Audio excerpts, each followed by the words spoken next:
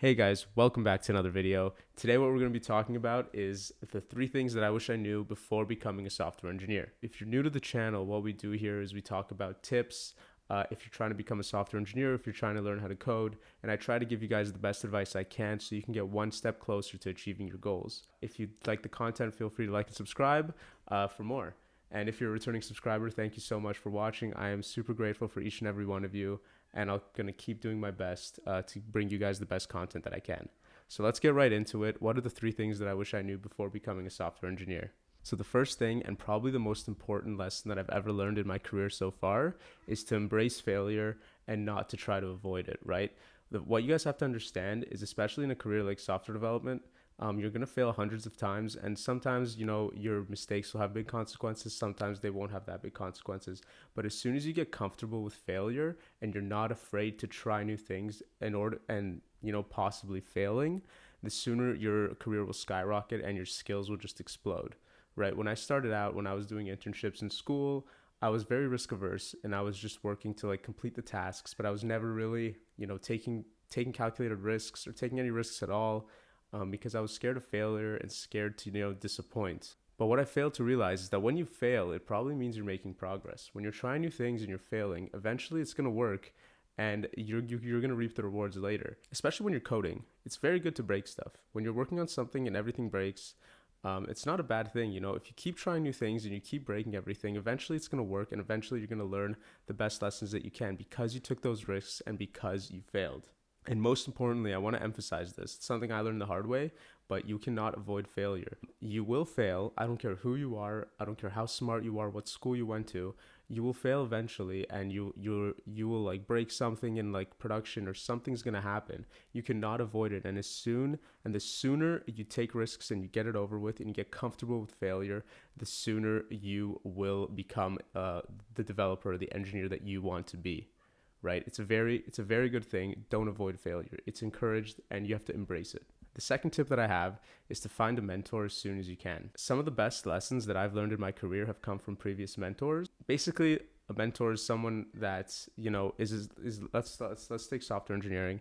A mentor is someone who's 10, 15 years of experience, who's where you want to be in the future already, and they're teaching you, they're giving you tips on how to improve, and they're letting you learn from them. So basically, they're already where you want to be in the future. Okay? So just take that in.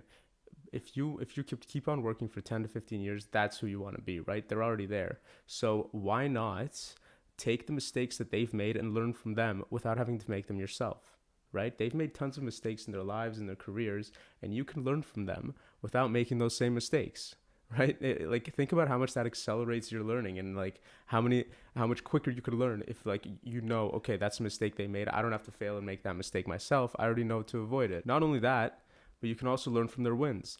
You can learn from the good things they've done. You can make the same good choices that they've made in their careers, and accelerate your progress even more. You can get to their point years faster if you learn from them, and you already don't have to make the same mistakes, and you make the good choices that they made. You'll be years ahead of where they already are. Now, how do you find a mentor? That's pretty tough, right? It has to come naturally, basically. You can't really reach out to a YouTuber and ask them to be your mentor, because on YouTube it's pretty impossible. You have to have a very good rapport, a very good relationship with a mentor, and they have to kind of see your daily habits, kind of see what you're doing wrong, what you're doing right, and kind of nudge you in the right direction over time. It takes months, maybe years even, to build a mentorship relationship. But if you're in that kind of position, if you're working at a company where there's a senior engineer that you have a good relationship with, you could ask them. It could be that simple. I don't know if it'll work, but you can just try, hey, do you mind mentoring me? I have a couple of questions about your career, blah, blah, blah. And ideally, they'll say yes, or even better, they'll reach out to you. That's what happened to me in one of my previous internships, and I am grateful forever that I had such a great mentor and such a great relationship with him, because, I learned so many lessons in one internship. It was awesome. And the third tip that I want to share with you guys is that everybody has imposter syndrome, right? When you're starting out, especially when you're starting out to become a software developer, to learn how to code, you're going to think you're way too stupid, that you can't do this. I had the same thing when I was in school, especially when there's other people that are succeeding and you're looking at yourself like, wow, man, I'm an idiot. I can't learn this stuff. Every single person goes through this. Not only am I too stupid, but there's other things like, oh my god, I'm way too old to start, right?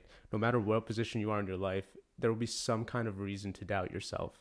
Whether you're too old, whether you think you're too stupid, you didn't go to school for coding, you have kids and you don't have time. You're always gonna have some kind of reason as to why not to do it.